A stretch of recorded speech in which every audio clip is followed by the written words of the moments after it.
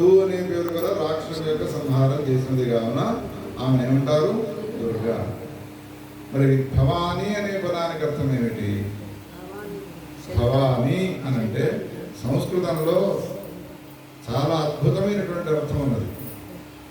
భవతి, భవానీ అనేటువంటిది ఒక ధాతు, క్రియాపదము అని అంటారు.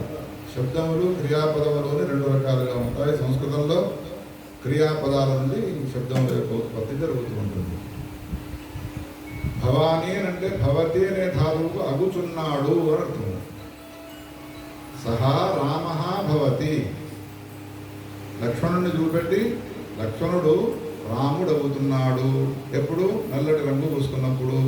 రాముడు ఎట్లా ఉంటాడు? నల్లగా ఉంటాడు. లక్ష్మణుడు ఎట్లా ఉంటాడు? తెల్లగా ఉంటాడు. లక్ష్మణుడు రాముడు అయినాడు అనుకోండి, అప్పుడు ఏమనాలి? భవాని భవతి. లక్ష్మణ రామ భవతి. భవతి అనే పదానికి అర్థం ఏమిటి? అగుచున్నాడు.